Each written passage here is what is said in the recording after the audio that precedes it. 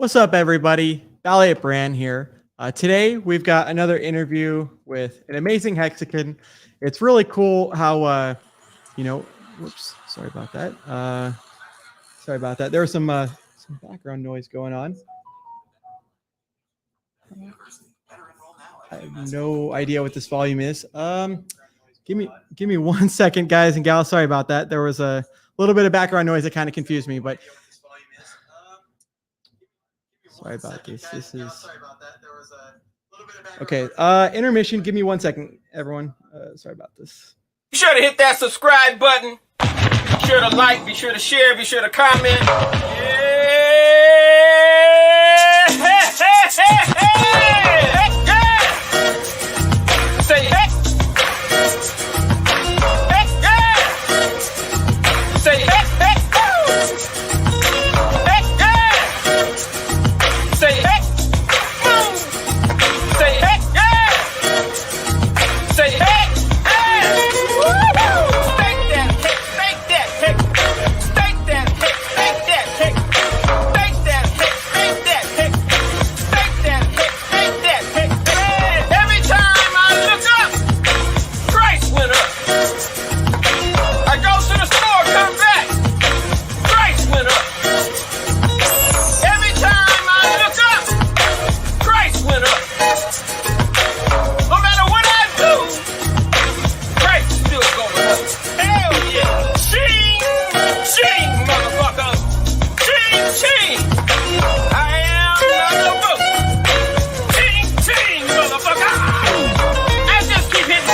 Motherfucking jackpot. We still jackpot, bitch! Thank you, Richard, for creating and founding the most amazing and disruptive financial technology cryptocurrency ever. Thank you, sir.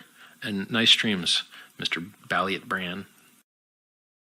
Awesome. Okay, we're good now. Sorry about that. I had one of the audio on a separate phone, didn't know where the volume was coming from. But today we're going to be interviewing an amazing Hexagon.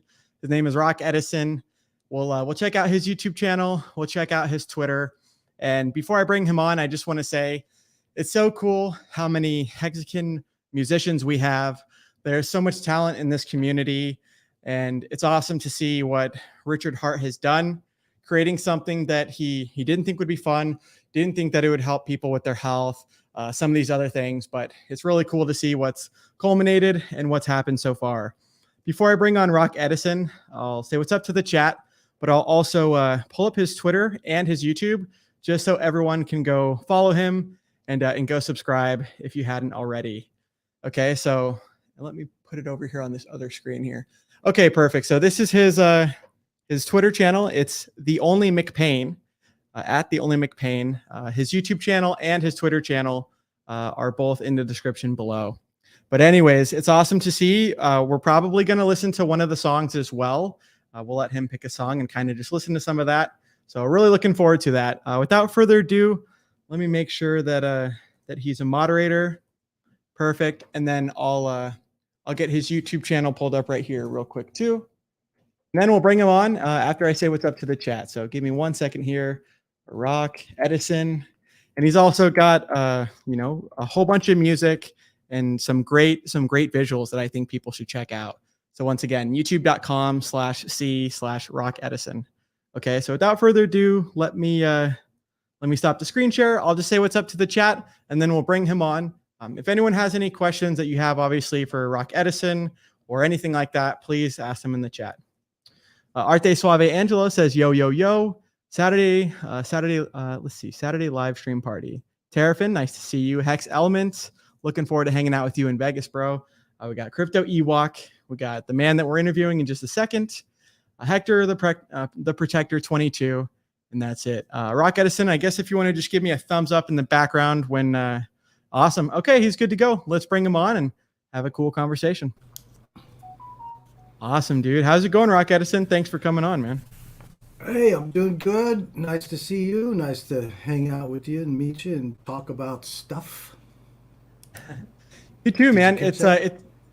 Yep. Yeah, I can hear you just fine. Yeah, I had a total rookie mistake. Had the YouTube channel on the phone to make sure everything was going good. And anyways, no, can hear you just fine too. And That's awesome, man. I appreciate you spending some time doing this. I mean, right off, we can already see what do you have, like 5 or 6 guitars in the background?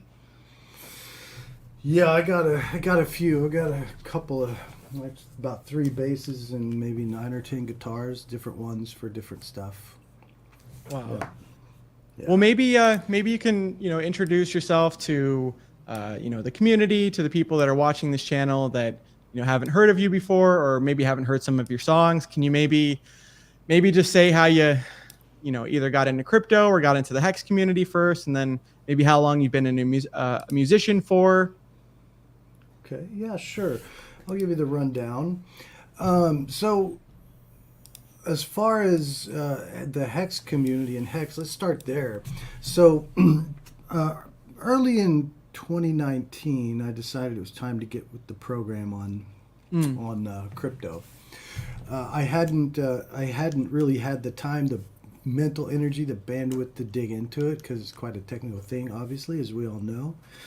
And so I decided that I had time, and I was just going to bite the bullet and start doing all the research and going through all of the info on the net, various YouTube streamers. The one that stuck with me was obviously Richard Hart, because it's like there was no fluff, there was no BS. It was just like info. It was real info, and the way he even then spoke with confidence about what he was talking about was a draw for me. And so start hearing about Bitcoin Hex. Got a project, and so as I'm researching, I knew I was going to invest in Bitcoin, which I did, but this project Hex was coming up. This guy that I was listening to a lot on stream was going to launch that later in the year. So I'm like, well, my Bitcoin investments will give me a leg into another crypto, right? So so I free claimed, right at the beginning. And and being that I was such a novice, I kept that was a free lesson. It allowed me to watch the charts, watch the performance of Hex, continue to learn about it, and then I went in a little bigger. I staked that free claim for about a year. I've got one free claim that's staked out for 10 years, but the other one I staked for a year. And after big payday, actually just before big payday, I went in heavier. Then, fast forward 2021, April, May, Bitcoin hit its top and started going down. We started to get a lot of FOMO on Bitcoin from, Musk and the Twitter games he was playing with it. Janet Yellen coming out speaking about it, Grayscale kind of having its effect on the price, and I said, goodbye Bitcoin, hello Hex. and so I literally just moved it all over and switched lanes, got into the fast lane. I definitely didn't move it at the top, but I got it high, got it close. Wow. So that's so cool, man. Yeah. Lucky. No, that's awesome. I had no idea that you have been in since the beginning, like you mentioned. The cool thing about with what PulseChain is doing is that largest airdrop, right? Because as we both know with Bitcoin, I did the same thing too. Had Bitcoin that I was free claiming, but then there's some people that kind of maybe they didn't see all of the value with that, right? They might have just sold some of the Hex for the Bitcoin, things like that, because they got it for free. But then you see those gains over time, like you mentioned. What was it? It was an auto stake. I think it was like for 351 days. So you could get like 10% of that free claimed worth of Bitcoin of the Hex, and then the rest was like auto locked. So anyways, that's cool that like you mentioned, you've been in since 2019. You kind of realized, as you said, that the space isn't going around. And I agree with Richard, man. He immediately kind of garnered my attention and grabbed my attention too. And I was like, man, this guy is genuine, but also not only is he genuine, but the information he's saying can be verified. Yeah, again, the thing again that drew me, it pretty much draws me to anybody that's trying to dispel information about anything, is is no fluff, no rah. It's straight facts. This is what it is, and of course, he does have some tongue in cheek moments, but no, he I felt like he was educating. I mean, and that's what I got into this to do, is to get educated. And did I get an education, right? Very lucky to have been able to go just to connect with his message, man. I mean, it made sense to me. I'm just a no BS guy, right? So that was perfect. Yeah. So Same both here. Free claimers. Yeah, no, that's awesome. And same thing, I'd been following, as you mentioned, you got into crypto in 2019, had been following probably some other people as well. But after Richard had called the top, right, in 2017, he had said, hey, this is the top to the day, does the little kid crying tweet. And then a lot of the people that I were following, they were crap talking that call as well. Just like the same call that he made 11 months ago, and it happened to be the top two. But like you mentioned, I like the idea that he's always talked about, hey, he's a serial winner, it's a serial entrepreneur, and he doesn't need the other people's money. You see all these other people that might, they might be working a job, or they might be trying to make money off of the people that are watching them. And then they shill them things that unfortunately get the viewers destroyed and wrecked and kind of ruined financially. Not all of them, but a lot of those, if someone's recommending like 100 different coins, well then, they're probably not going to be doing too well with how diversified that is. Yeah. Interestingly enough, yes, there were other people that I literally subscribed to on YouTube as soon as a video would pop up again, because I was in an educational place at that time, and a lot of those guys that I was actually paying attention to, I stopped paying attention to, because guess what? They were flooding Hex, right? Oh yeah. So I'm like, yeah, this doesn't make sense to me what this guy's saying anymore. And again, with a lot of those crypto influencers, there is a lot of fluff, and it's just I don't have time for that. So yeah, but some of those guys, some of the people our community has gone heavy on, because of their communication about Hex. Some of those guys I was following, and I'm like, wow, Yeah. just Dude, it's true. Anyway. Well, you're right, man. And some people that have influence, as you mentioned, if it's just crazy that they always say do your own research and things like this. And Hex did get such a bad rap initially, and hey, it still does, by people that kind of they, like a parrot, right? They respond to narratives versus actual facts. And I agree, man. What a turnoff that is when people can't actually read the facts, and 1 + 1 = 2. It doesn't equal 3. So with the hex.com and everything else with all the data, you really can't dispute it anymore. I mean, it's proven itself over time. I love to see that. And the fact too that when Richard, and you and I both know this, but at the beginning Richard was saying that, and the website said this too, but Hex is designed to do 10,000x in under 2.5 years, and lo and behold, it does it in a year and a half. And where's the credit? Where's some of these other things? So it's awesome to see that he's about to, make history again with PULSECHAIN and PulseX too. And so the thing that I feel the most is fortunate to have received the message, come across the message, right, that he was talking about, and have enough sense to understand the value of it, right? Because I think this is where people go wrong. They say, well, they may not like his personality. I don't care about his personality. I care about the message, period. and the message has always been, to me, credible. Yeah, and I mean, here we are. I think we're both pretty happy with our moves, right? It's true. Well, you're right. You don't have to like Jeff Bezos to use his product, right? To use Amazon, even though most people do. Yeah, you don't have to like the personality of Richard Hart to use Hex. I mean, and you're definitely right. Where I love that distinction of that. I mean, sure, if they don't like his personality and things like that, that's fine.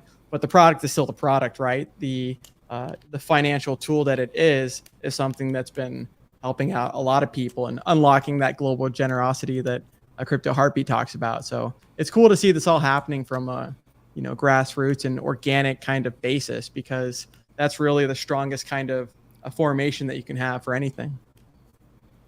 Yeah, and don't get me wrong, I love me some Richard Hart. Yeah, There's no doubt about it. Me too, dude. He's an amazing person. I don't feel that he's self-serving in all of this. I do feel that, of course, he benefits for sure. That would be stupid not to. But he is trying to put his energy into making the world a better place, to be honest. And he has for me and members of my family and my friends, and because I've spread it as much as I can. And I think there's a bit different about onboarding than maybe some people do. I don't know. Can't speak for how everybody thinks, but the only reason I care about onboarding people is not for price. It's for their benefit. It's like, dude, you need to check this out because it's going to help you. And some of those people is like, no, I'm XRP. I'm fine. I'm not. Well, okay, you'll be back. But that's okay. But at the end of the day, everybody who has followed my lead is happy. Period. It's true. Yeah. No, I feel the same way too, man. I mean, because once again, I had gotten into crypto early 2017 before finding Richard. It was just, some of the first cryptos finding was, Bitcoin, Litecoin, some of these things. But anyways, like you mentioned, it's not that you care about the price going up, things like this. It's that, hey, you really are trying to help your loved ones and help people that in reality are just being absolutely watered down by the inflation that's going on. You mentioned other people in other cryptocurrencies. I know a lady that talked to me the other day. She wanted to, she heard about Hex. She wanted to get onboarded. Same thing, man. Has a big old bag of XRP. And, so I'm working on getting her onboarded. And before this stream, which I think is why I kind of wasn't prepared all the way with the audio for the first second, was that I got another guy onboarded that, he's going to be putting in. So he's not into Hex, not into crypto at all, but he's going to be putting in like, $10,000 to start off with, $10,000 worth. And we're going to get him all staked up. But it's just cool to help other people prosper as well. Because once again, it's not fun if you're the only one succeeding. Yeah, which is why, like one of my very close friends, he's stuck in XRP, man. He's not gonna. There's no way I'm gonna pry him out of it.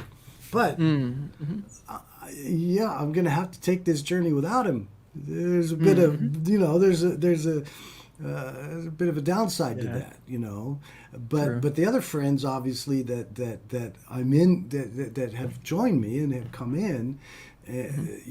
We have so much enjoyment out of interacting, engaging about Hex, about PulseChain, about PulseX, pulling them all in and informing them about the sacrifices and the moves and the strategies and all of that. It's a different level of kind of friendship. It adds another layer up there, which is actually really cool, right? It really does, like you mentioned, because I've had friends that were into crypto as well, and they're all like depressed and mopey and stuff like that when the market was going down. And one of the beautiful things that you mentioned is like something like Hex is, you look at its decorrelation to the rest of crypto. And yeah, a lot of people, obviously, if your investment is going down, that's not fun to see. And also, if you bought into a narrative type of deal, there's like an old like Indian, Navajo tribe saying that's like, you can't wake the person up that's pretending to sleep type of deal. So you mentioned with your XRP friend, unfortunately, some people, it's not like you can convince everyone, right? That's just the nature of the beast. But also, I find that over time, right, the people that I'm friends with, or just those that I know, they might have naysayed it in the beginning or during big payday, right, when it was 20% of a penny and stuff. But now, I mean, Hex has the proof of time. And it's got the facts to back it up too. So whether they liked it or not, or whether they like Richard or not, or want to admit it, the facts do all the talking, Yeah, and like in the case of my friend with the XRP, he, he's involved with that XRP community, and those guys are Hex is a scam, Hex is a scam, Hex is a scam. Yeah. So he's convinced Hex is a scam, and I'm like, sorry, dude, I'm trying here, but I don't think it's gonna work. So, Yeah, man. but he did buy some. I try to say, to go ahead and buy some, stake it, double it on PulseChain, but he bought it. The price went up. That's when the price went from like 8 to 15 last summer. And, Okay. Yep. And he's like, "Oh man, thanks for the tip on the Hex, man. I doubled my money. I sold it, got me more XRP." And I'm like, "Oh, God." So anyway, it's all good. Everybody does their thing, but I won't be able to join him on this journey. I just think our engines are going to get fired up, obviously, pretty heavy in 22 and 23, and I think. The world's going to look a lot different to all of us who have done all the sacrifices and stuff. So I'm in everything. Yeah. No, it's so true. I mean, I was watching the Peter Schiff interview for like the third time, right? Before, as I was kind of setting up the audio equipment. And anyways, those who maybe bought Amazon at $1 that sold it $2 or $20. Well, good for them. That's a lot of money at 20x, right? But you're right that you kind of do need some of that volatility, or not everyone is going to be able to get onboarded, and whether you want them to or not, they might just not be convinced. But those that can listen and stuff, once again, it is kind of unfortunate how narratives work, and how whether people are saying Richard Hart's the devil or whether Hex is a scam and stuff like this, some people, they just can't separate that narrative from their mind when they actually go to do the research. And those people won't get onboarded, or maybe they will in the future when they hear about it again, right after the next 10,000x. But anyways, that's cool, man, that you've got some friends in it as well. And I'll tell you what, interacting with this community is super fun, and I love to see all the people here. It's a great collection of people. There's no doubt about it. You can tell, even though you don't get to meet and talk with everybody face to face, you can tell. You can tell what they talk about on Twitter. Twitter's, and for this community, is great, and it's easy to see the kind of people that we're dealing with, right? Yeah. So pretty happy. I'm pretty happy to be in the whole thing. It's just it's just, for me, it's just a better life than. Not that I had a bad life, don't get me wrong. Sure, but it's just totally better, Yeah. No, it's true. I mean, if you can find people that you share commonalities with, that you happen to be invested into a product with as well, well, then you kind of just have the best of both worlds of a solid community, and then also someone that can kind of help you, because if you're just like that lone wolf, you're only going to get so far. But if you've got like a community that kind of have similar ideals, or they can kind of push it to the next level, then that makes all the difference in the world. And I look at something like the Bitcoin community 13 years later, and just how that's evolved, And I just think that what we have, as far as, once again, grassroots, Mexican community, it just seems so strong and just so destined for success and to win, that I don't see any possibility for failure or for non-global domination. It's cool to see, man. And like you mentioned with Richard, that I align with a lot of his values as well. I mean, I think it's awesome that he is constantly giving back. If you look at the OA, they've never sold on the market or anything that we can tell. And so you've got someone that's just been spending all of these years and all of these hours and all this time educating people. And that's what I had to almost question my sanity when I was first following Richard, and when Hex was coming out initially, because everyone called it a scam, right? Tone base and all these people that have like influence and stuff. But then, you go back and watch his streams. Like I've watched his streams, some of them, multiple times. And it's like, dude, what they're saying doesn't necessarily align with the reality. So I'm just happy that I was kind of able to see through some of that narrative, because at the end of the day, the people that are influencing on YouTube and stuff, some people, they literally, do every single move that they say and invest in every token that they say. And then a couple years later, they don't have any money because they were all pump and dumps. So it's cool that Richard had that motivation to help people. Bran, the thing that gets me, and again, like I said, for quite a long time, I saw a lot of a lot of YouTube streams, live streams, recorded streams from different people, but a lot of crypto influencers, if you will, you know, they come off with this kind of vibe that they're rolling in it, you know. But they're shilling information, they're selling information, and I mean, we don't have that in our community. You know, you finish a live stream and hey, if you want to know more, you know, buy in my course. And why are you selling a course if you don't need my money if you're doing well in crypto? To me, that's just a contradiction. So that's another thing I think a lot of people may miss with Richard is the fact that his face is there. He of course he's putting his energy into building his product, but he's building his product. He's our best influencer, period, hands down. You know what I'm saying? Sure. And he's putting in the work for that. He doesn't have to, and he does. And he comes on and he answers to all of those nasty, vile comments sometimes from people, and he faces right up to it. You know, you're wrong. And it's anyway. What are you gonna say? It's true. Well, it's true, man. Like you just have to measure him against the rest, and it's easy. Yeah, well, that's a good point. I mean, like you mentioned, the most successful people, and you know, some of the greatest people that have given back the most and helped flourish the most as far as new people learning and growing. Sometimes, yeah, you know, misery does love company. Those people get the most hate. But like you said, it's just cool that Richard, I mean, he's done so much education, and not just in crypto, but in so many other aspects of life. And it's awesome because once the Ethereum fees started getting expensive, like for those of us that have been here since the beginning and, you know, early on, you know, yeah, you and I can probably remember when the Ethereum fees were, you know, penny, couple pennies, whatever, to send. And so instead of the thing that I like about Richard is instead of it being narrative based or just complaining about things, he looks for like, hey, what's the solution to this? How can I help? Especially when it's the hexagons that were being affected by some of the end stake fees, right, on Ethereum and things like that. And so to think that those that, you know, missed hex and stuff early on, that they had a second opportunity, right, to get into PULSECHAIN or now PulseX, which the sacrifice phase most recently ended. It's kind of like that once in a lifetime opportunity that I never thought would happen again, but it did.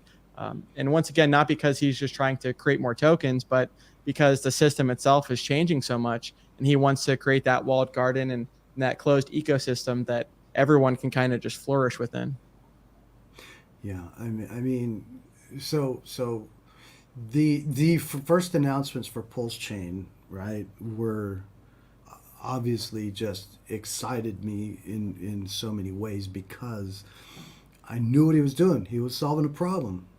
He created something, and now that something is a little bit broken because of the chain that it's on, and he made a move. He solved the problem, and he is a problem solver, really.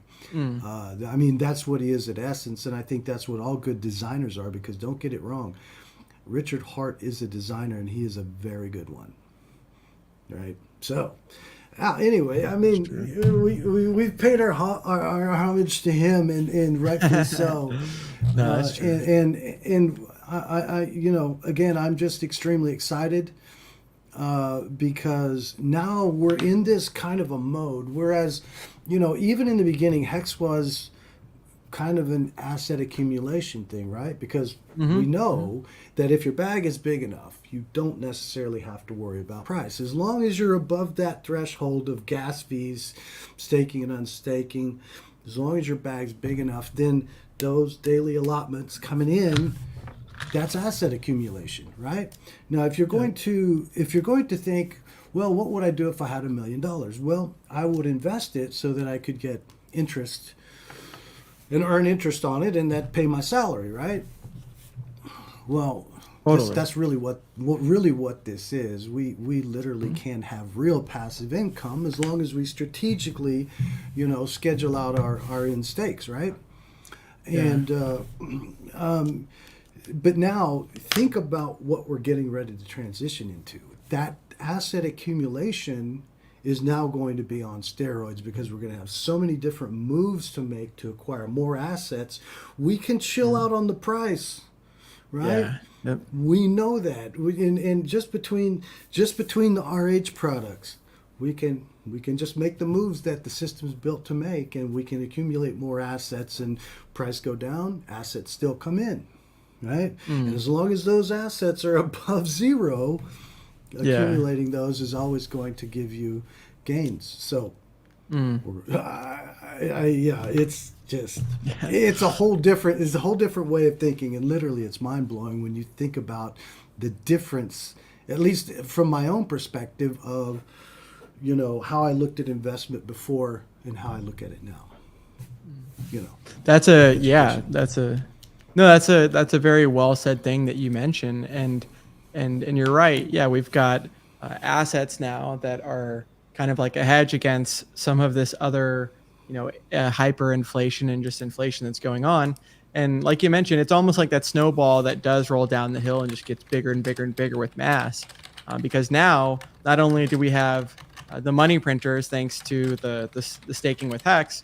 Now we've got literally a copy for free to, 2 times the money printers on PULSECHAIN, and with the the inflation, all of that stuff gets copied over too. So I think it's really cool, man, and definitely the people that are here now and the people that have their assets that are growing, right? They're not killing the golden goose, but they're taking the eggs.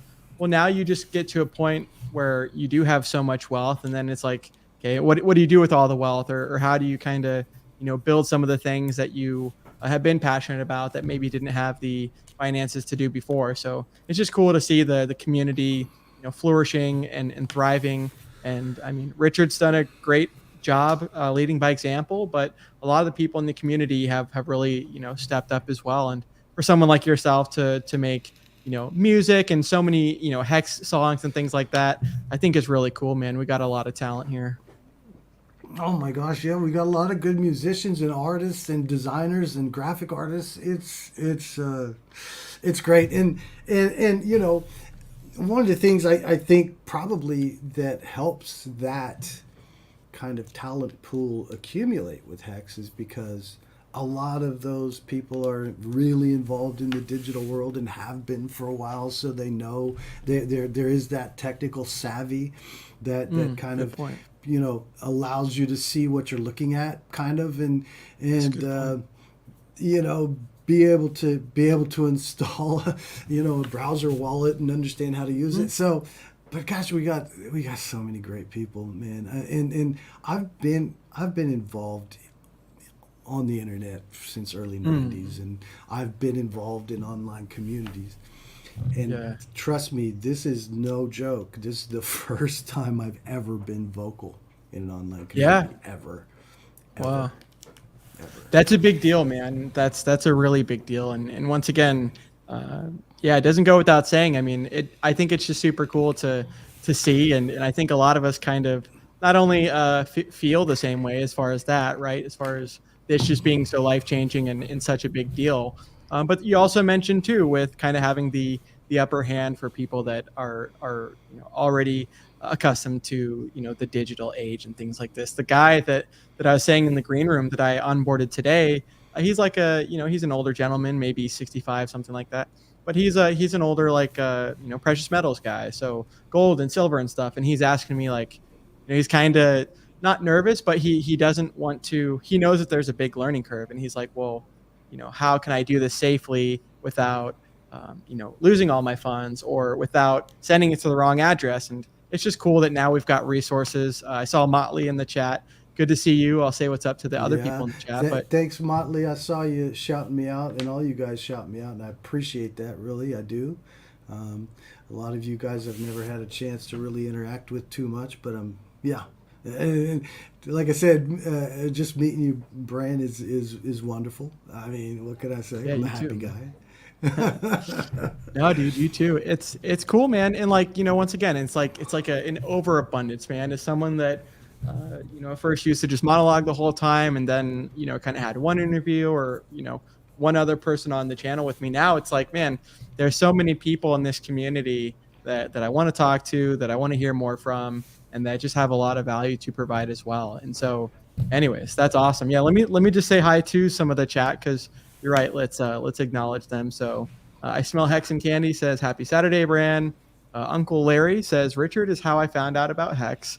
I just popped up one night and watched a couple of his videos. It's weird how things happen. I definitely agree. Let's see. We got Hexagon Greenhorn.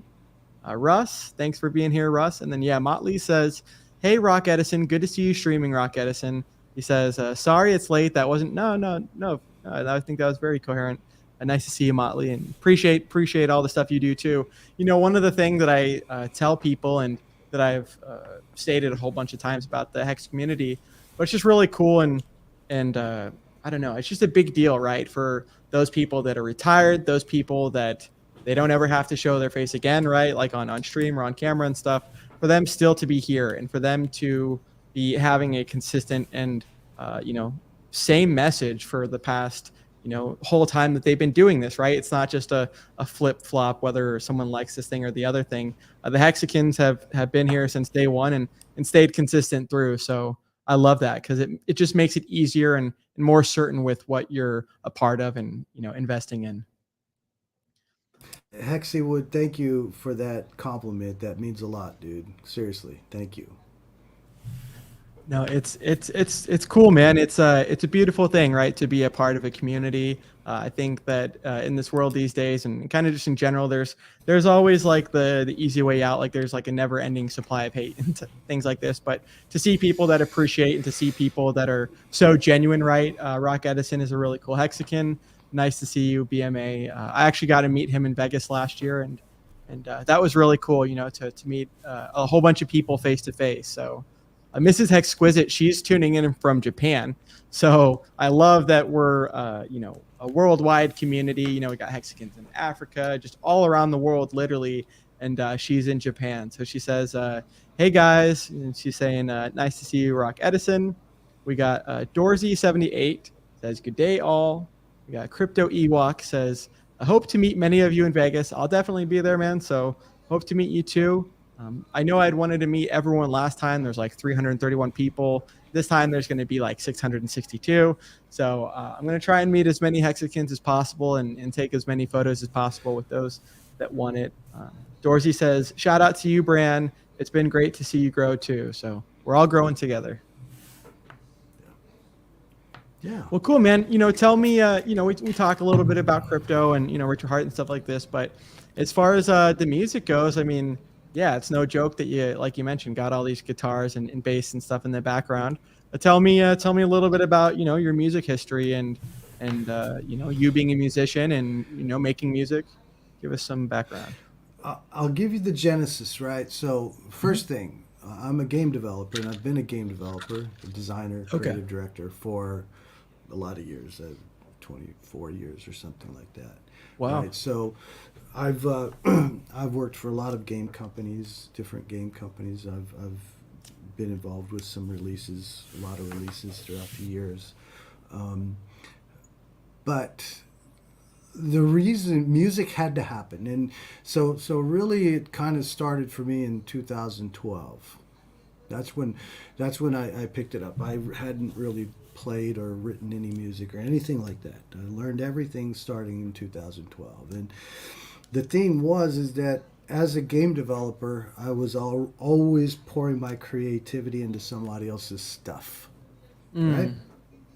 And that was the thing. And of course, what comes with that is a lack of choice, a lack of freedom of choice. And when it comes to creativity, I needed something that I owned, that was mine, that I made the decisions on, and pass or fail, I'm going to make the decisions. So, kind of was thinking about my grandmother one night late, and kind of song idea came to mind, and that's really where it all started. Went out and bought a guitar, learned how to play it, started, the fact that we have this YouTube universe to get any kind of education on. So I literally learned everything I know from YouTube.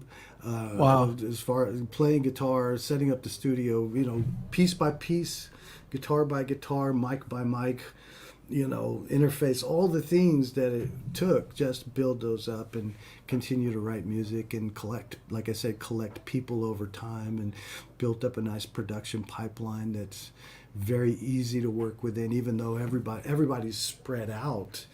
But writing songs was the thing that I started right off with, and writing those songs, it's like you start to build the tools to be able to lay them down in some form.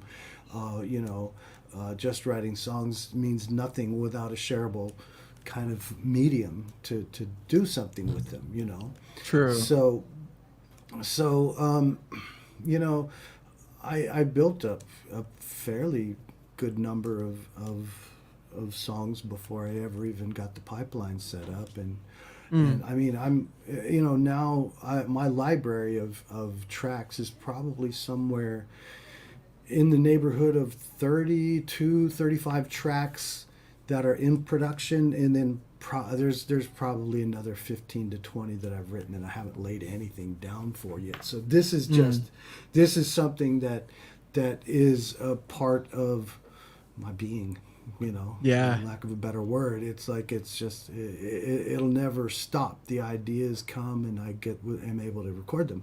So, my first, I literally started releasing music, around the time of COVID. It was time. I had been working on this stuff for a while, and of course I thought about release strategies. How am I going to do it, and all that, and I worked it out. Started the YouTube channel up, and I kind of make my own videos. I've got a couple that I farm out, but I kind of make my own, and all my videos get made right here in this room, pretty much. That's awesome. And it's just, I just love doing it, and I don't expect to make any money from it. I just enjoy making music and selling it. Maybe some days there will be some financial benefit, but I don't necessarily do it for that. So yeah. I mean, I think I've got 15 tracks that are finished that haven't been released yet, but I just have to have time to get to creating the release graphics and creating the video, because I don't want to release anything without YouTube. For me, YouTube is the best platform. Spotify doesn't work for me. My music does get distributed out to all platforms through a distributor called DistroKid, which is really good. Oh, cool. And, nice. That's good to know. Yeah. So it's been a fun journey learning about it, and of course I constantly learn. I've got I do online live mixing sessions with my mixing engineer in Brazil. That's cool.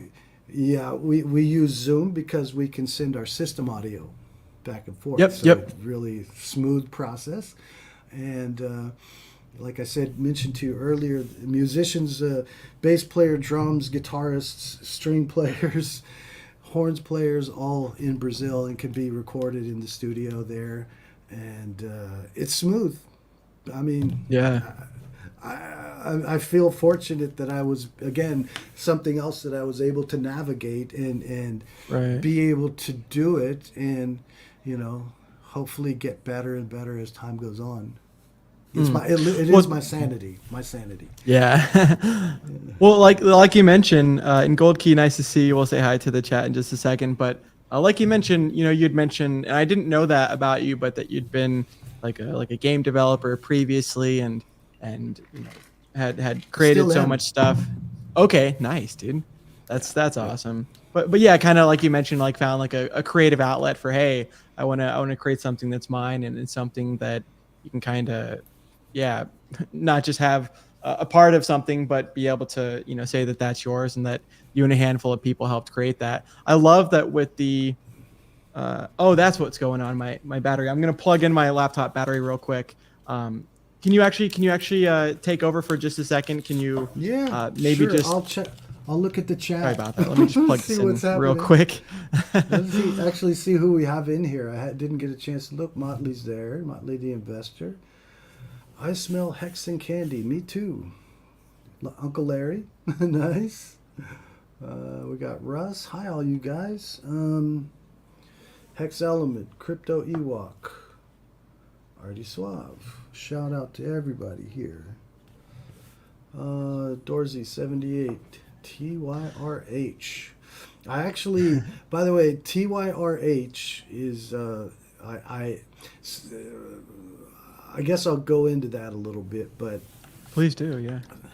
as I have, I have been releasing videos, and I think I've got 15 videos released on YouTube, right? And they're all singles. I haven't gone into trying to package anything in an album, but I use Google Ads to advertise my channel. So I get a lot of eyes on my channel that way, which is really helpful. And I've been kicking the idea around really for a year. Is like, can I get hex branding into my videos, right? Because literally, I mean, having hex is what allows me to spend. I can spend more money on my production, right? Because I don't have to save it. I don't have to use it for other things, right? Because I know that I've got this daily income. And even though I don't really sell it, I've sold it once to a Hexagon, by the way. I sold some of my gains to a Hexagon who I knew was going to stake it, so that was a win.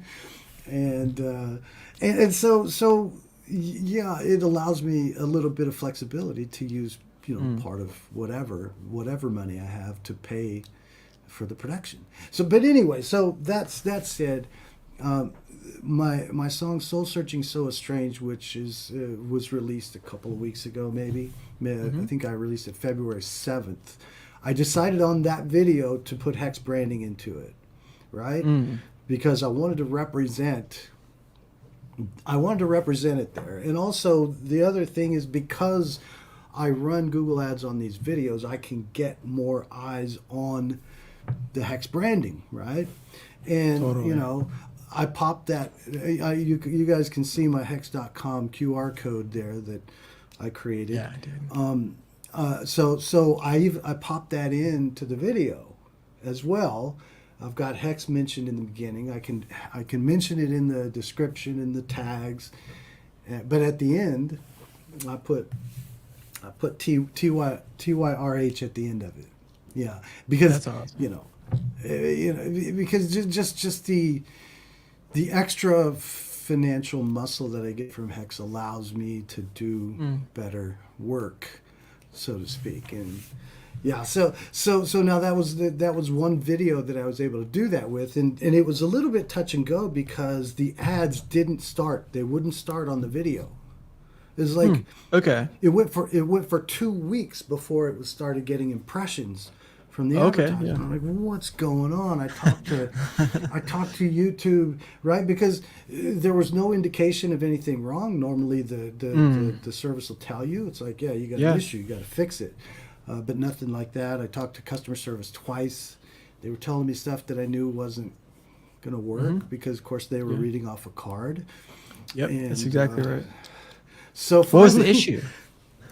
I don't know. Finally, I fired them off a very detailed and long email and said, look, just tell me why these aren't running. If there's a problem, just tell me what it is and I'll fix it, Yeah. But then it just magically started. They probably read my email and go, we forgot to turn the switch on, whatever. I don't know. No, yeah. But so that's really a good thing. So now I know that I can put that hex branding in and run those ads, because literally, like I said, I can get more eyes on hex.com, the QR code popping up, and that's good. So, No, that's amazing. I mean, right?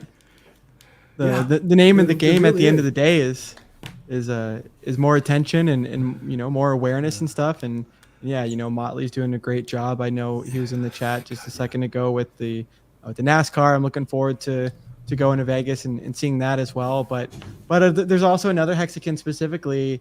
I guess their band is called Kissing Candace, but it's like heavy metal Hexagon.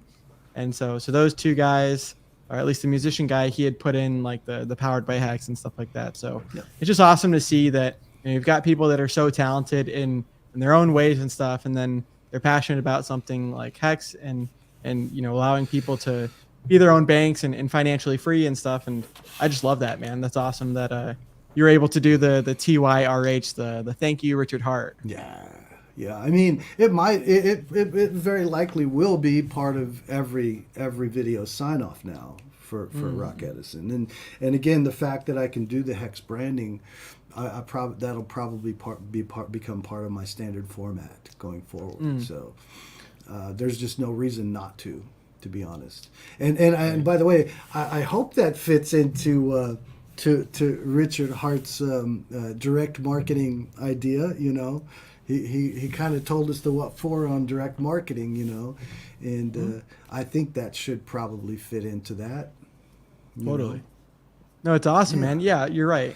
We've got direct marketing, we've got brand advertising, we've got like the whole 9 yards, right? As far as the gambit, right? We're covering the whole gambit, and I love to see that. It's I guess it's just like a saturation and concentration, right? Because just like you saw with Bitcoin back in the day, at least the old Bitcoiners say this, where they heard about Bitcoin the first time, and then the second time they heard about it, you know, maybe the second time they're more interested because now it's kind of, you know, stuck in their head, or they've heard about it once before, or maybe they were curious about the logo and stuff like that.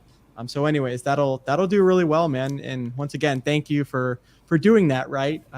I know someone like Funding Jim, he initially, when him and I would first stream, he would say that, hey, you know, if some of you Hexicans, and this is what you're doing, but if some of you Hexicans have something that you're good at, right? I've seen people doing it with cooking, how to be sustainable, all these different things. Well, then you can kind of tie or correlate, you know, some hex stuff into it, or just even in the background with a little bit of awareness for people to go to and click, click to find out about more if they're interested. Yeah, and you know, it doesn't cost me anything to do it. Yeah, right? yeah. I mean, not that I'm going to already do anyway. So Sure. it's just a no-brainer. But you know, I would so I would like to get some feedback on that branding in there. And any of you Hexicans out there listening to this that happen to catch this video, and I think we probably should look at this one. Yep. But Yep, we'll play it. Yeah. But I would like to get some feedback. Is there anything that feels cringe in there? Does it feel like the right way to present the message? Those are the things that I'm thinking about now, because I'm getting ready to embark on more video production, and I'd rather get a little bit of feedback on what people think about the branding itself, you know. And so, yeah. But now this video, it's, you know, I don't know how family friendly this is, but the Soul Searching So Estranged videos got a lot of bikini pictures in it, but if you're okay with that, love me some bikini go. pictures. Okay, good enough. Yeah, if everyone's following Richard, I'm pretty sure they're okay with they're okay with that. Yeah. Exactly. So yeah, we'll play your song here. Let me make sure the quality is at the highest here, and cool. And then yeah, I'll just let's see. I guess yeah, we can just leave us on the side here, and then or should I full screen it? Do you have a? I think it's good. I think it's good like this. Yeah, on the side. Yeah, Perfect. Okay. I like perfect. it. All right. Well, perfect. Well, in that case, I'm gonna mute my mic and start the song.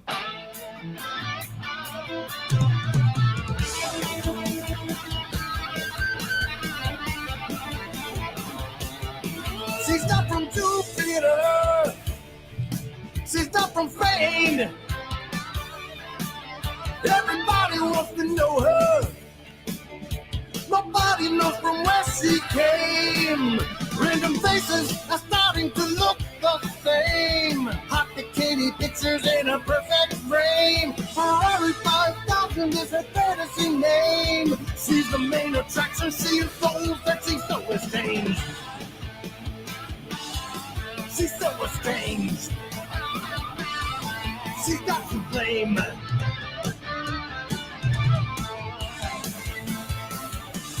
Starving for attention, reaching for fame. Nameless people criticize her. Everybody knows she's not to blame. Random faces are starting to look the same. Hot bikini pictures in a perfect frame. Ferrari 5000 is her fantasy name. She's the main attraction. She is all searching, so estranged. She's so estranged. She's not ashamed. of satisfaction, a special taste in fashion. She breeds infatuation. She's my guilty passion. She's got no attraction to the local game with no physical connection. She is soul searching, so estranged. She's so estranged. She's not to blame.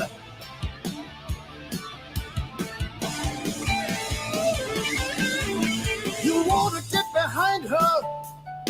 She's got skin in the game. A hot-cut, sexy woman. She's the queen of her domain. And the faces are starting to look the same. Hot bikini pictures in a perfect frame. Ferrari 5000 is her fantasy name. She's the main attraction. She is soul searching, so insane. Faces are starting to look the same. Hot bikini pictures in a perfect frame. Ferrari 5000 is her fantasy name. She's the main attraction. She is soul searching, so insane. With no physical connection, she is soul searching, so estranged. So estranged. She's the main attraction. She is soul searching, so estranged. So estranged. So let's play it. Sorry, let me play the last part. Yeah, my bad.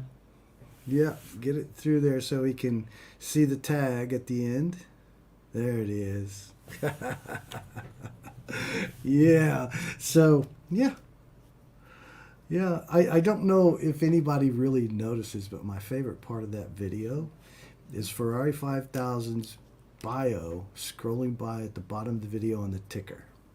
Yeah, I saw that. What is Ferrari 5000?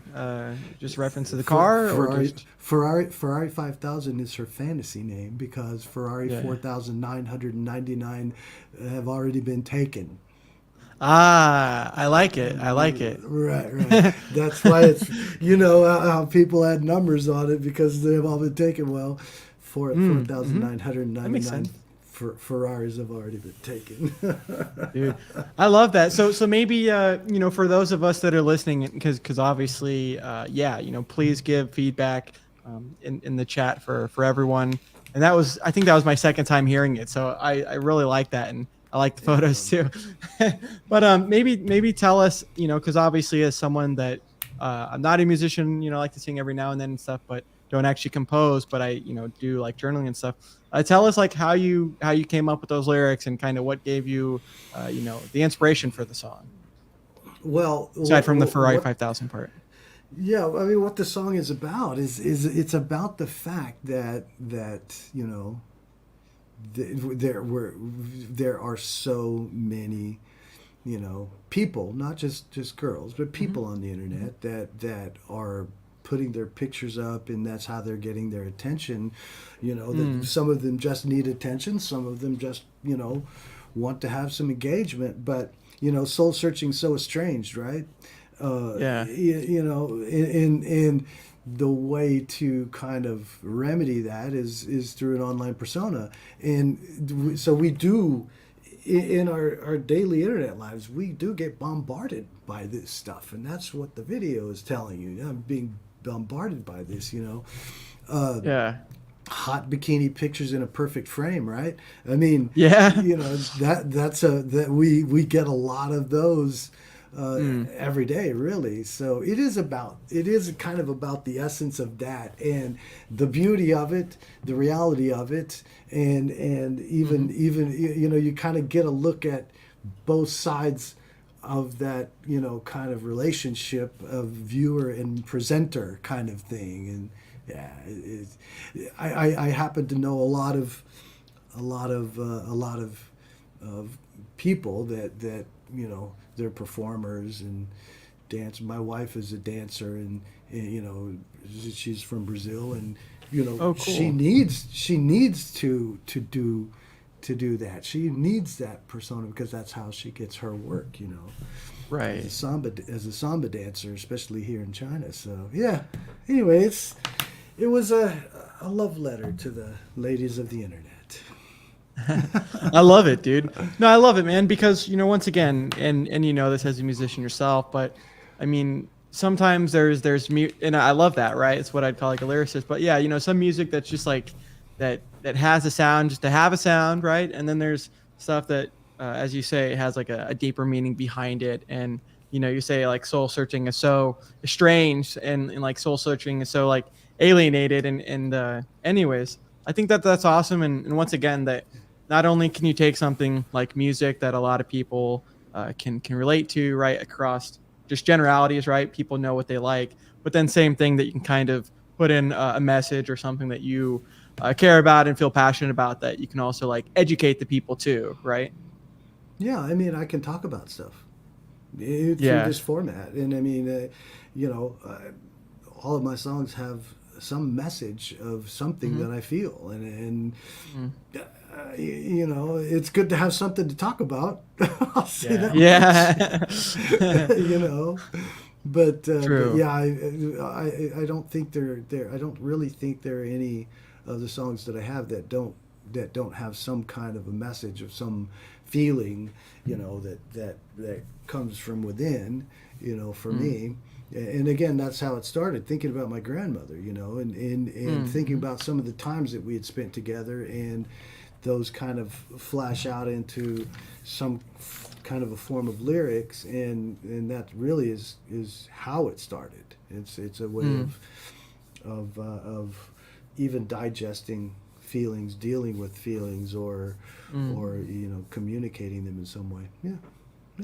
It's so true. I mean, it's it's an expression, and I really do like that, because once again, yeah, like you mentioned, you can talk about things that you like to talk about. You can say what you're passionate about and stuff, all within a song. And I always think it's super unique to. I mean, I think you're one of maybe the first, or maybe I've done it in the past with other musicians, but it's always cool to like hear the song and to like not even know who the person is, right? And then kind of hear, listen and see and hear who that person is, and kind of where they're coming from, and as you say, the inspiration that you got from first writing was your grandma. And I like that yeah, once again, it's like an expression. So whether people are heartbroken or love songs and all this stuff, it's cool that they can express that through music. And I think you've done a really good job while also making it groovy too, right? It's just got kind of like a style and a music that's just like, how can you not bob your head to it and want to kick some ass? Well, I gotta say, I make music that I like first. If I don't like it, it's not going to be any good. So that's usually the first goal, and yeah, it has to move me first, right? It's never going to move anybody if it doesn't move me first, and all the music that I make moves me, that's just a fact. It's like cooking your own food. You cook something that tastes good to you, right? Yeah. Or else there's no use in doing it. So yeah, that's so true. Anyway, it's just it's a fun thing, and just happy to share it with you. And like I said to you before, you've engaged with Rock Edison on YouTube and on Twitter, and I just appreciate your kind compliments and enjoying the music, because that's the key. I want people to hear it and that like it and enjoy it. That can enjoy it it's with so me. True. Yeah.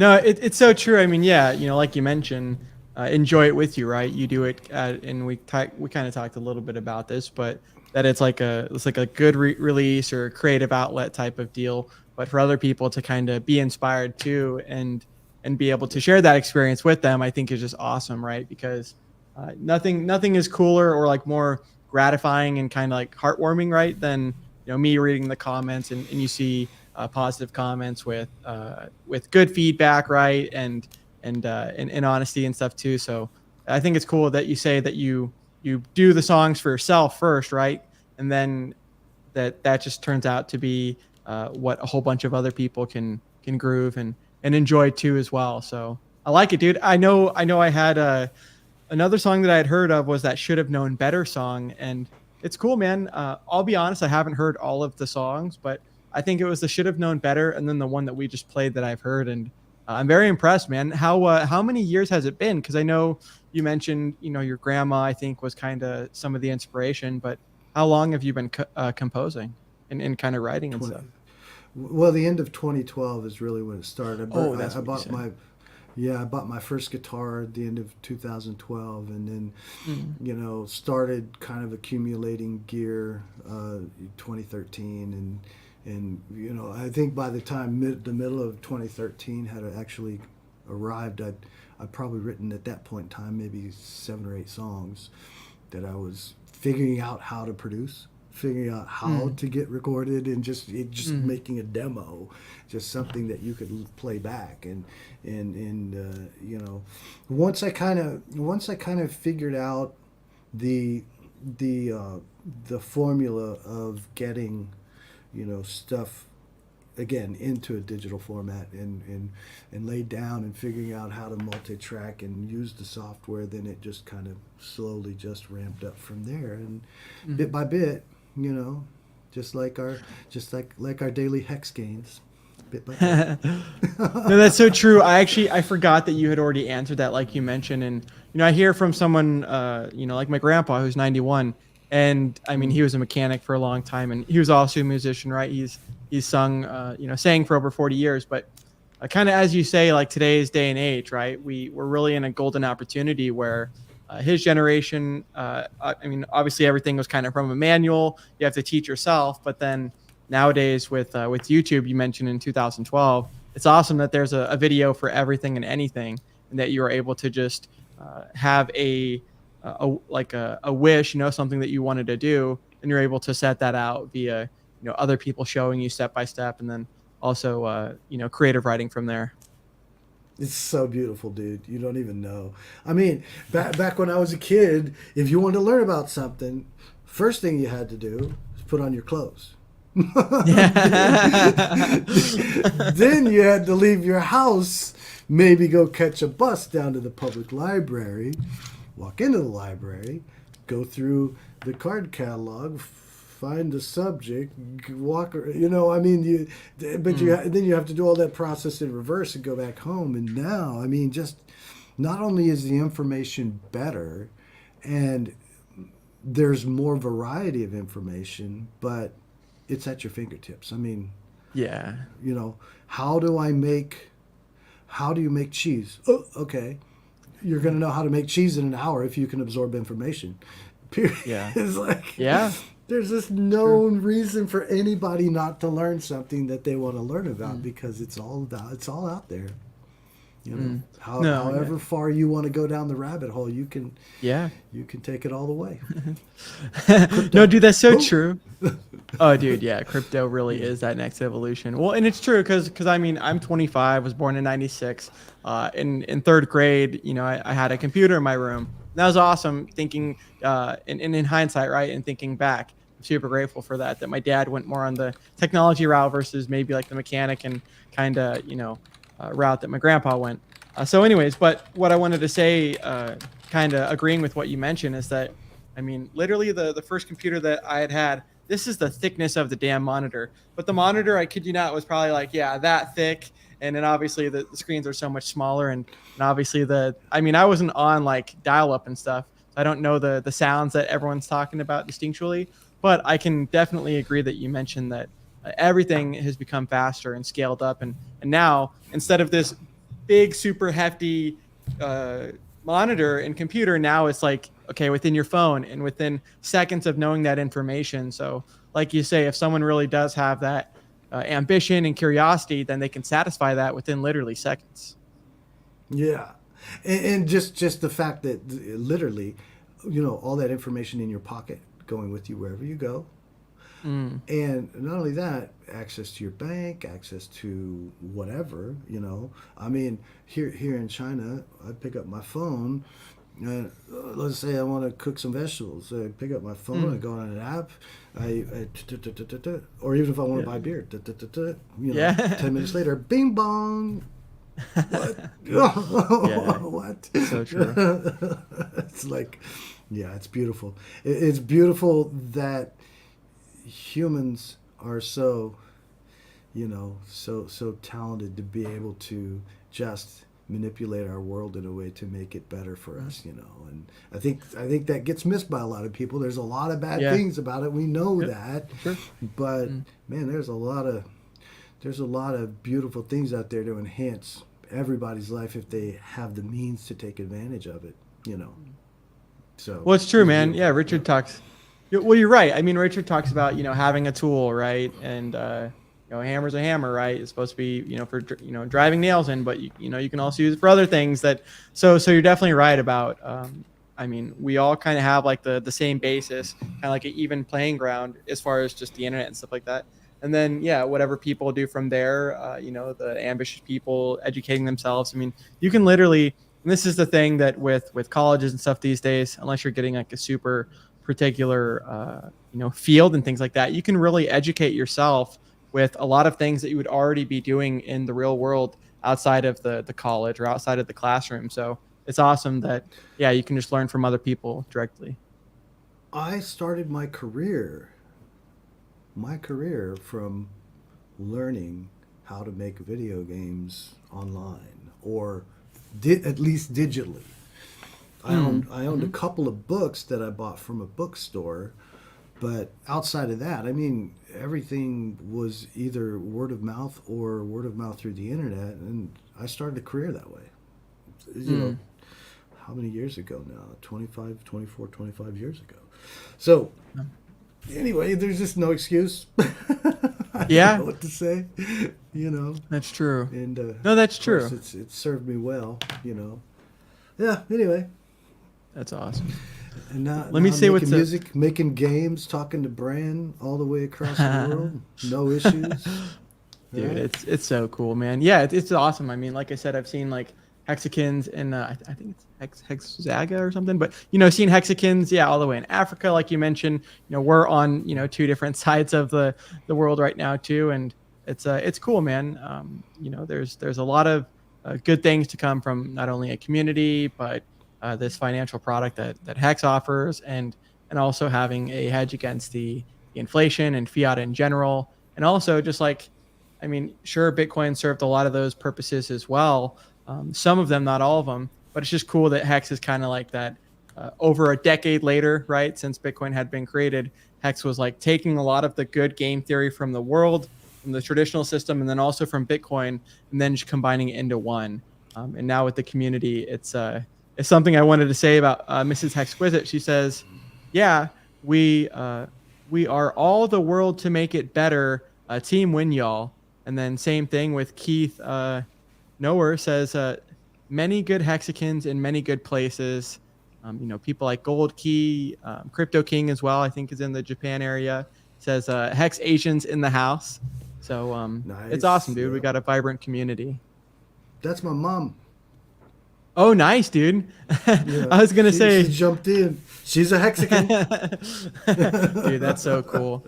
No, that's awesome. Like, as someone that likes to, you know, pay it forward and give gratitude and stuff like that. I know Richard's mentioned that with his parents and stuff, but it was super cool to have gotten in, you know, my family members and you know, be able to get them the same, you know, or at least similar, right? They're on their way as well, as far as like financial prosperity. And once again, if something is so good, which, you know, is what we say it is and what it actually is, well then, you know, it's so abundant, then that's something you should want to share with other people. And it's just cool to see the way that a network effect really grows, because I mean, I literally, and you know, you being here since the day one as well, it's crazy how fast that the community has grown, right? What used to be Hexologist and Crypto Coffee and a handful of others kind of at the beginning is now just like never ending Hex, PulseChain content, and PulseX content. So, and it's only going to grow more from here, right? And the thing, one of the things that I like the most, and by the way, I want to say that I follow every hexagon that I can see is a hexagon, at least on Twitter as possible. And I always feel good, happy, and encouraged by the fact that I'm seeing new Hexicans come into our Twitter space all the time, and you look and it's like they might be following 50 people and have one follower. There's been a couple of times I had the opportunity to be somebody's first follower, and that's like, okay, that makes me feel good, but seeing all these new people coming into the community is so encouraging, because it's just adding to that collection of good people, and because we all do share something special in common, being able to recognize something that is going to help people in general. And I just can't say it enough how nice it is to see the new faces come in always. Yeah, It's so true. We can guide them. We can give them a little bit of TLC and help them along their journey. Yeah, and you're right. And even with the people that are making videos and educating others, I know that people like to hear new perspectives. And I know specifically, would say like Crypto Heartbeat or Gerardo, Whales Only back in the day, when they first made their first videos. Obviously, they weren't as known because they're just getting started and stuff. And it's just really inspiring and cool to see how big it's grown, right? Because it goes to show you that one person's contribution or one person, joining in here can really just change the game completely. And the fact that we're just having, as you say, more and more people coming in and, getting better bits of information here and there, and people wanting to do different things. It's awesome, dude. And to think that this is really only the beginning is just so exciting to see. I mean, so many people have, the average now is like 6.3 years, right, as far as staking goes. So it's just crazy to think what the 5-year mark's going to be, and just the growth that we see from each subsequent year. Yeah, and by the way, on the side of that, when you speak about the average stake length, again, I was one of those guys that heard what Hex was going to be before it was anything. And it, obviously there was a lot of sense that it made to me, but again, the thing that stood out was because I am a designer, I understand what it means to think through things, to actually, try to think about what am I trying to solve with this design, and it literally does what it was designed to do. And it is designed to solve issues that was already happening in cryptocurrency, and we have the opportunity to be involved with it, to interact with it, to understand it, to be fortunate enough to have, paid enough attention to use the tool as it should be used. And again, I just hats off to Richard, man. I mean, he thought it through, and he developed it. And I'm as anxious for PULSECHAIN as anybody out there, but I do understand software development. The first game that I ever worked on had a projected release date of 2 years after the start of production. It ended up being 4. So But the key is you definitely want it to be right, because once it's out the door, you don't want problems, right? So he's got the dedication and the knowledge and the stubbornness to make sure that he's not going to put out there, because people bash Hex and he goes, look here, look there, look there, look there. Okay, does what it's supposed to do. Okay, what's the problem? Right? And without paying attention and taking care to make sure that all those, I's are dotted and T's are crossed, if he hadn't done that and anything goes wrong, then, he doesn't have that bully pulpit to shout from. And he should have it, because he did it. And it's amazing. I agree, man. There's like a certain precedent that's been set, and Richard showed us from the very beginning that, as you say, I mean, you're just as familiar with it as I am, and a lot of us. But the 4 more weeks, and with PULSECHAIN, it's been 2 more months, double that. But I love that about his personality, and once again about the like the tortoise versus the hare when it comes to having an end goal in mind, and don't know it doesn't matter how much time per se that it takes for certain verticals to be built and certain things to be created. As you say, it needs to be done the right way, or not at all, because once that object is in motion, it's going to just continue going forever. And so I would rather the pulse chain be delayed however long, right? To make sure that it's going to be successful, just like Hex has been, because that there's always going to be naysayers and haters and stuff. But as you say, if you can point here, here, and here, and kind of just disprove them or shut them up with the success, then that's what really drives that success in the long run. We'll make no doubt about it. When Pulse releases, it's going to be good. Period. Mm-hmm. I state this in a factual manner because there's nothing that can convince me that it won't. Yeah.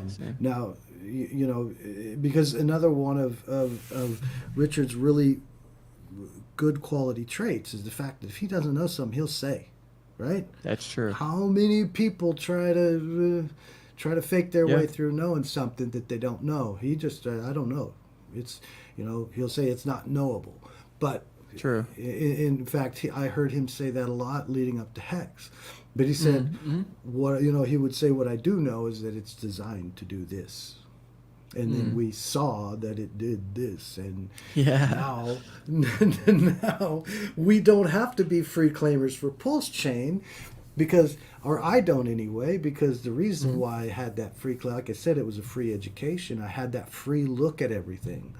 It was just enough to pull my interest in to learn about it over that course of that first year, but with PulseChain, we don't have to doubt. It's like, okay, we've got it. At least I do. Like I said, a track record to pull from, and I have no doubt that I will not lose money on my sacrifice. I just know that for a fact. Period. Yeah.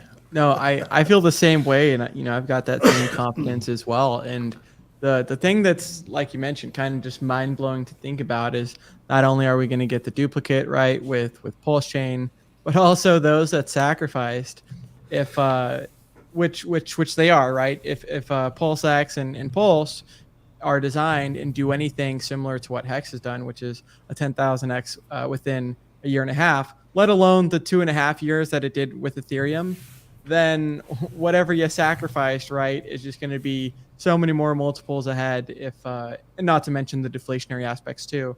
But it's just cool to see that, once again, that snowball keeps rolling down the hill, and as you say, the confidence is there because he's proven himself, and he's proven himself since he was 25 and retired. So I love to see that. Yeah, and by the way, you and I, along with a lot of our Hexagon colleagues, if you will, are going to receive Genesis tokens from the Pulse chain, which has the potential to be Ethereum in 5 years, right? Yeah. Or at least at that level. And if you could turn the clock back to 2015 or whatever it was, how much would you have thrown into Ethereum, knowing what you know today? Yeah. Anyway, I do probably want to address some of that chat because we're talking a lot, but it's nice to have this chat with somebody else besides the normal people. Yeah, totally. No, it is, man. It totally is. I agree, man. It's awesome. It's definitely invigorating. Arte, he was talking about the song. He's saying, Arte Suave. Angelo says, you can't take her home to mama, referring to the song that we were talking about there. Jumbo Stick says, haha, it slowly grows on ya. Marcavelli Crypto Shifters says, Bran got bars. Marcavelli also says, writing is a form of channeling. I love it. Definitely agree there. It was a cool song. We've got Jimbo Stick says, hey Bran, hey mate, great work. I love your videos. Catching live is even better though. I think the AU, so Australia, and then says Hex, Pulse, PulseX, and the icing on the cake is the XPLSX bingo. It's awesome. And we got one last question from Crypto Ewok, and we'll kind of wrap it up in a few minutes here. But he says, are you doing all the instruments yourself, guitar, bass, and drums? No. So I do the rhythm guitar on all tracks. I do lead guitar on some tracks. I do the vocals. In sometimes supportive instruments I'll put in like piano, stuff like that. But the bass, drums, and other guitar are recorded by people in Brazil. One guy in Russia that records some of the stuff. I've got a guy that does some piano work for me from Bulgaria. He's also here in China.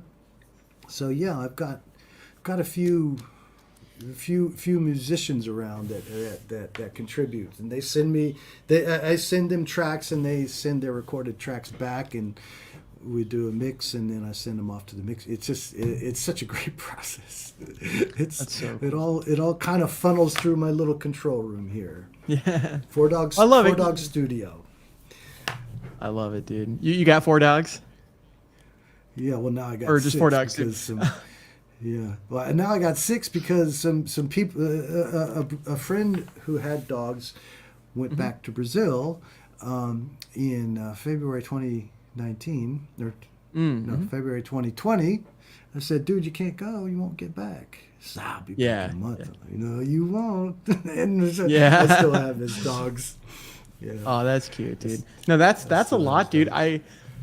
That's awesome, dude. I grew up with just one dog, Rocky, until I was about 21, and then, anyways, now we've just got two little dachshund, 2 little wiener dogs, and I think they're maybe 5 years old and whatnot. But that's cool, man. That studio seems like a really chill place, and it's nice to yeah. Richard talks about his castle, right? That he's always wanting to be in the castle, the control room, as you mentioned, versus all this other stuff, so he can stay productive. So it's cool that you can do that from the power of your own home, and then also similar to Richard, once again, and similar to the Hex community, but just the power in numbers versus just trying it alone, right? You mentioned that Richard will admit if he doesn't know something, which is so true, but he'll also find someone that does know the thing, or he'll find someone that does know the answer that he'll bring into as well. Yeah. Well, that's the key. Don't pretend to be who you're not. Everything will be fine. I love it, dude. I love it, man. Yeah, those are wise words, and I think a lot of us can relate to that. Once again, Might be a song in there somewhere. Yep. Hey, it's true, man. It's true. Like you mentioned, the Ferrari 5000, right? We see so many people, and you see it on Facebook, and you see it with social media, Instagram specifically. But lack of genuinity, and once again, everything looks all glamorous here, but in reality, they might be like miserable and stuff like this. So once again, kind of just being genuine, I think, is something that obviously a lot of most humans can relate to. So it's cool to be able to share that with the community, and with a conversation like this too. Yes, sir. Well, cool, man. I just love being here, brother. Maybe one day we'll have a chance to do it again. Hey, you want to check out some Shoulda Known Better before we sign out? Yeah. I was gonna say I want to play that song, because that was, I think, one of the first songs that I had heard when I had first found out that like we were following each other, and it's like, oh, cool, here's another Hexakin musician, and I was like, damn, I really like that song, and once again, just it's not just willy-nilly, random, let's just throw a song together. Like, no, it's got intention, meaning. I think lyrics that are pretty motivating and pretty relatable. So I was thinking, yeah, man, I wanted to play that song kind of as the outro, and yeah, maybe I'll do the Nagabo right after that. But anyways, I wanted to share the channel, and we'll come back for just another second before we do go and play the Nagabo outro. But do you have anything, any last words you want to say before we play the Shoulda Known Better, and then do the outro from there? The main thing that I want to say is that right now I have 883 subscribers, and anybody out there who likes this music, I'm getting close to that magic 1,000, and I think I'm going to try to hit that probably by maybe the end of March, hopefully. But maybe any of the people out there on Twitter, I've got. I'm following a lot of people on Twitter, and maybe some of the, just a small percentage of those people came and subscribed. I might hit the magic number, but it is true. What it is. Always happy to have people involved, that way. But yeah, that's really.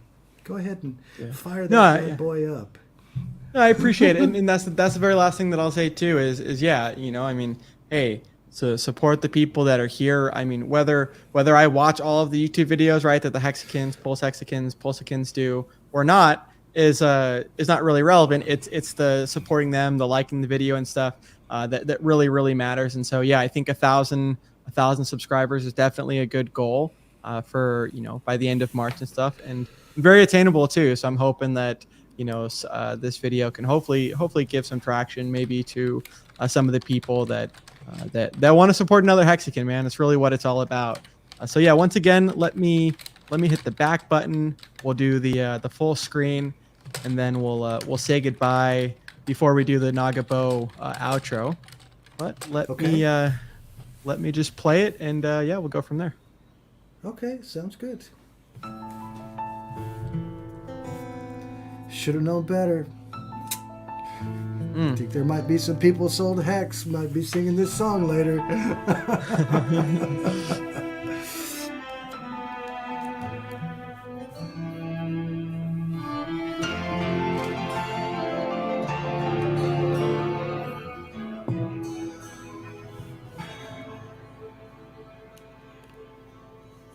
20 years in, it all seemed like a promising dream. Much waiting ahead, still much left behind.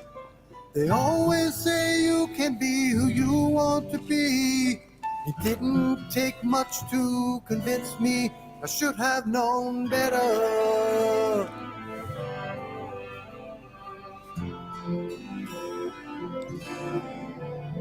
You don't know what I know, you can't see what I've seen. The worn out shoes tell much of the tale. With bright lights before me, just within my reach, I held out for something more when I should have known better. I wish I had never made the mistake of time wasted on fate.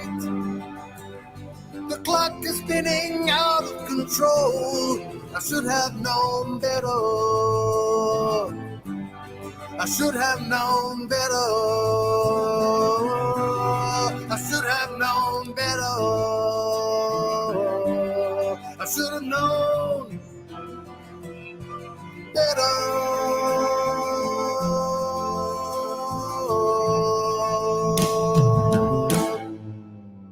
Can you see who I am and not what I seem? Have I failed to become who I might have been? With fading lights before me, just within my reach, I won't make the same mistake as before, when I should have known better. I wish I had never made the mistake of time wasted on fate.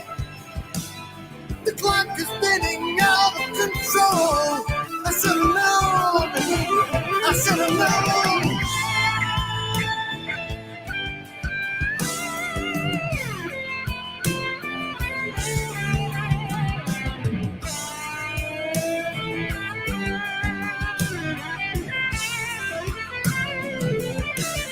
I should have known better. I should have known better. I should have known better. I should have known.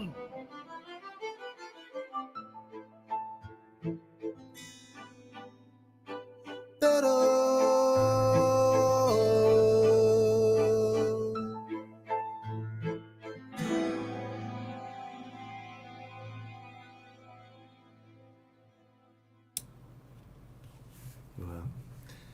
Love it, dude. Yeah, Sorry, I'll play the thanks last for playing that.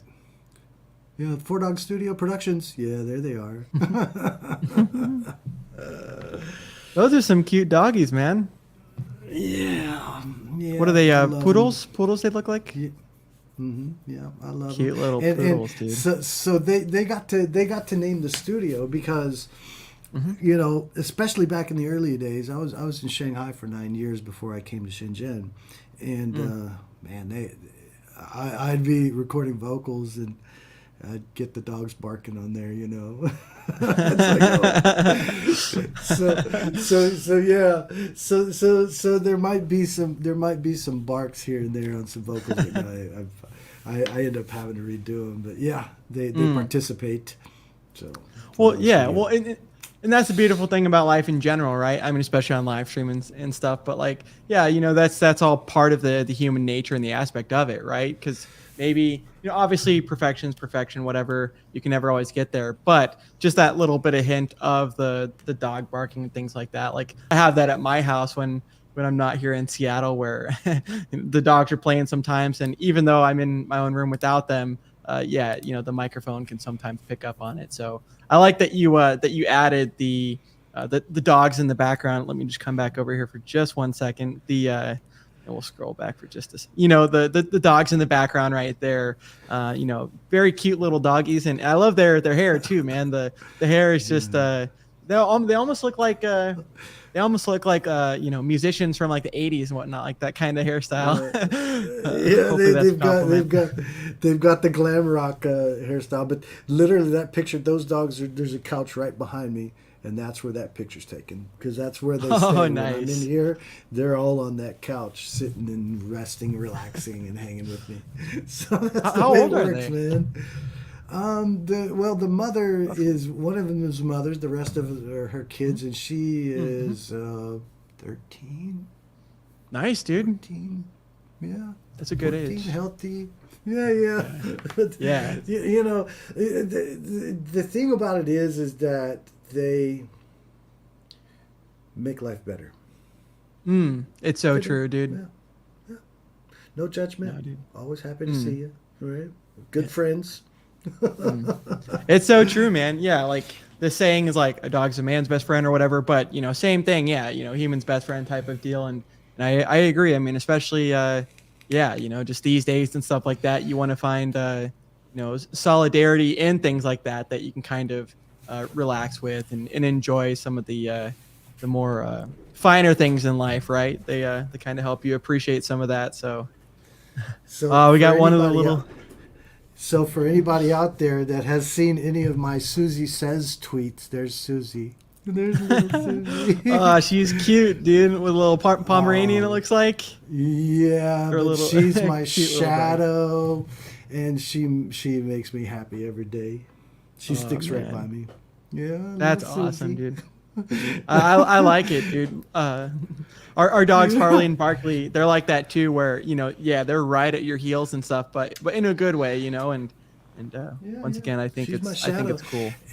In her last tweet, she was asking somebody to make a dog coin for her. Hell yeah, dude. Hell yeah.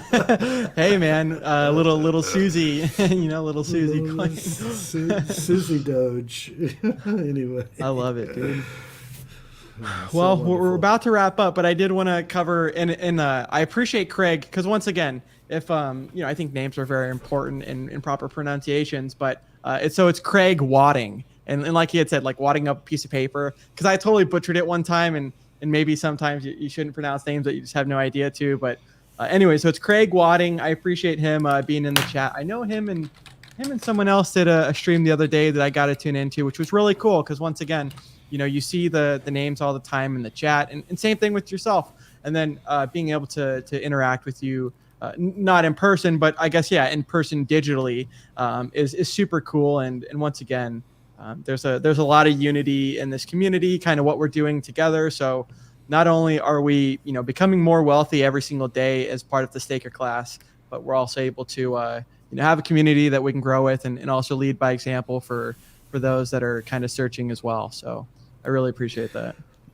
Well, Bran, I'll do some at some point. I'll once I figure out a time slot, I'll do like maybe once a month a Rock Edison live radio, Nice. which is because I've got a lot of tracks that are recorded and not finished, so it allows me to, like, when I say not finished, not fully mixed and mastered, but they're still digestible.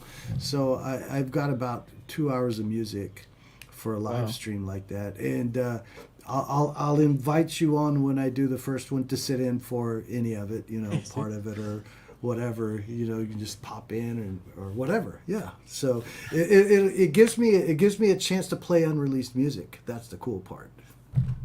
Dude, I love that. No, I love that. Like you mentioned, for those that didn't hear it, and I need to still go back and listen to it a few times and kind of think of some feedback and stuff. But I really like the first song that we were what's that song called? Not Ferrari 5000, but was it Soul Searching? So Estranged. Right. No, yeah. Please, call to action to Hexakins watching this either live or post stream. Definitely go watch that video and listen to it. Soul Searching, So Estranged by Rock Edison, and he wants feedback on the song too. And I liked it, man. The thank you, Richard Hart, at the very end. Yeah, the important feedback is the feedback on the branding, the Hex branding on it, to make sure it's not cringe or annoying or whatever. Whatever people think about that, I don't care if it's good, bad, or otherwise. Just throw it at me so I can have some, good info to work on the next one with. Yeah. So true. No, man, it's so true. Well, in that case, we're about an hour and 43 in. I'll just say one last peace out, and once again, thank you to everyone tuning in. Sorry about the first 90 seconds of the video. I literally had the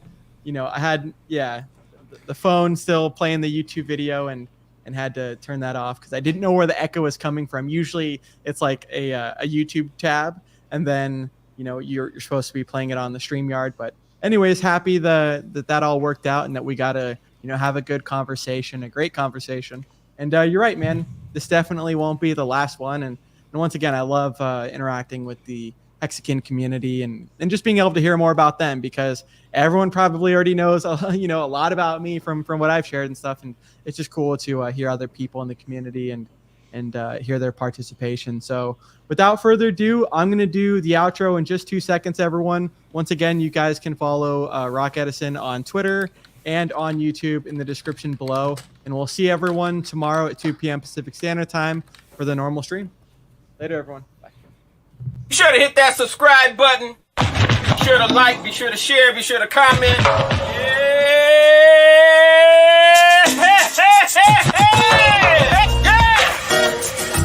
Say hey.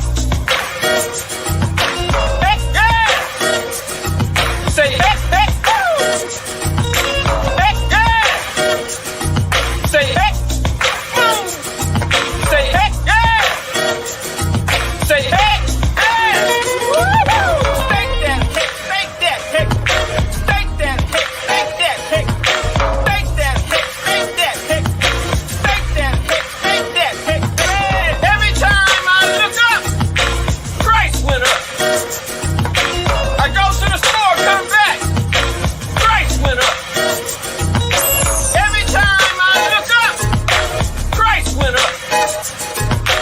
No matter what I do, price is still going up. Hell yeah. Ching, ching, motherfucker. Ching, ching. I am the book. Ching, ching, motherfucker. I just keep hitting jackpot after motherfucking jackpot. We still jackpot, bitch. Thank you, Richard, for creating and founding the most amazing and disruptive financial technology cryptocurrency ever. Thank you, sir. And nice streams, Mr. BallietBran.